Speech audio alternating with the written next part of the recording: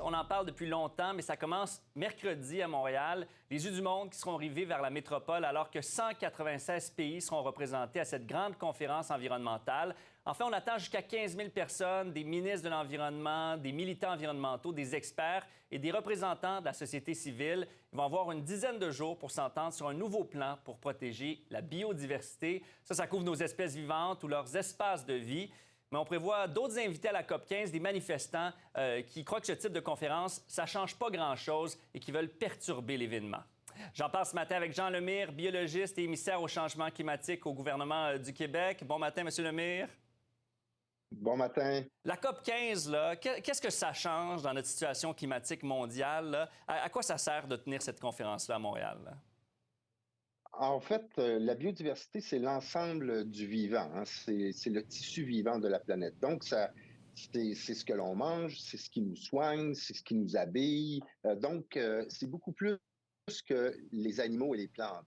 Donc, on s'en rend compte, là, la relation qu'on a avec la nature en ce moment, elle est dangereuse. Notre trajectoire est dangereuse. Il faut donc rétablir rapidement une façon de faire, établir de nouvelles relations avec la nature si on veut avoir vraiment vivre en harmonie avec cette nature. Donc, c'est une COP historique parce que c'est ici qu'on va décider la feuille de route pour les 10 prochaines années pour l'ensemble des pays de la planète. Donc, un moment historique, un moment important qui va se jouer à Montréal. Plusieurs experts disent qu'on entre dans une phase d'extinction aussi grande que celle des dinosaures. Est-ce que c'est réversible, tout ça? Est-ce qu'on peut vraiment changer ça?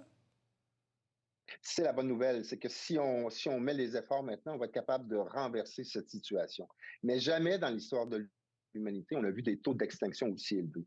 Donc, c'est important maintenant de s'entendre, de trouver vraiment les bonnes solutions et de prendre des mesures concrètes, efficaces, passer à l'action. Par exemple, on veut s'entendre pour protéger 30 de la planète durant cette grande conférence de Montréal. Alors, on va travailler fort. Ça fait déjà, vous savez, près de 4 ans qu'on négocie ce texte. Et là, c'est le dernier bout de chemin. Il faut vraiment maintenant s'entendre pour arriver avec des solutions à long terme. Mais il y a certains gouvernements qui ne pourraient pas vouloir aller dans cette direction-là. Protéger 30 du territoire, ça veut dire limiter des fois le développement industriel ou immobilier. Ça ne veut pas dire que tout va se passer si bien que ça. Là. Ça va être des négociations difficiles dans les prochains jours. Ça va être très difficile. Pour vous avouer, franchement, nous, les négociateurs, là, on trouve qu'on n'est pas avancé comparé au niveau où on devrait être. Donc, il va y avoir des jeux de corridor, là, ça va être extrêmement serré. Par contre, vous savez, c'est pas des gouvernements qui décident que c'est 30 comme ça, c'est pas aléatoire. C'est ce que la science reconnaît comme un minimum. Et donc, on veut essayer de suivre la science. Et donc, oui, mais il va y avoir beaucoup de jeux de corridor, beaucoup de négociations, car effectivement, il y a certains pays qui sont pas trop en accord avec ça. C'est normal, c'est le jeu des négociations internationales et donc les diplomates vont se rassembler et vont essayer de trouver des compromis qui vont faire qu'on va avoir à la fin un cadre mondial en biodiversité qui sera soit ambitieux, c'est ce qu'on espère créer, cette espèce de moment Montréal, ou un cadre qui n'aura pas réussi à avoir l'ambition souhaitée par les scientifiques. Évidemment, ça, Oui. c'est un scénario qu'on n'aimerait pas voir. On Oui. aimerait que les scientifiques soient évidemment fiers de ce cadre mondial en biodiversité. Parce que là, il y a des élus britanniques, une quarantaine, qui prédisent un échec probablement de la conférence de Montréal, la COP 15, dans les prochains jours, parce qu'ils disent qu'il n'y a pas assez de chefs d'État qui vont participer. Parce que c'est vrai que des présidents, des premiers ministres, on n'en verra probablement pas ou pas beaucoup. Qu'est-ce que vous répondez à ça?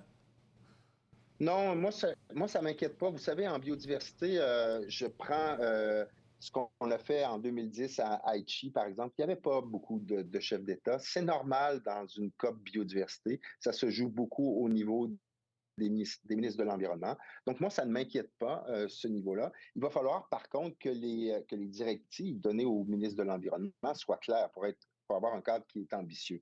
Mais ça fait partie de la façon de faire des COP en biodiversité. Donc, Ouais. tout cet enjeu de chef d'État, c'est pas un vrai débat pour nous, puisqu'on est habitué de travailler ainsi. Par contre, ce qui frappe l'imaginaire, c'est l'absence des États-Unis qui n'est pas signataire. Ah non, ils vont être très, très Ouais. présents. Ils prennent la parole. En 1992, c'est vrai qu'ils n'ont pas adhéré, mais ils sont très présents. Et même la Californie, qui est un grand partenaire du Québec, sera sur place. On fait beaucoup d'annonces, nous, avec la Californie. Non, il faut. Mais même s'ils ne sont pas Ils sont signataires, très présents. mais est-ce qu'ils pourraient annoncer cette fois-ci une signature, justement, se rallier à la COP peut-être? Non, je ne pense pas qu'ils vont annoncer une signature, mais déjà, l'administration Biden s'est engagée Oui. sur le fameux 30 par 30, donc 30 d'air protégé pour 2030. Donc, déjà, les États-Unis ont emboîté le pas et ont Sur le, déjà garanti sur le fond, là, que c'est la ça. cible APEX sera respectée par les États-Unis. Bien, Jean Lemay, on va sûrement se recroiser à la COP dans les prochains jours. Merci d'avoir été avec nous. C'est un gros événement. Bonne conférence. Merci à vous. Au revoir, Étienne. Au revoir.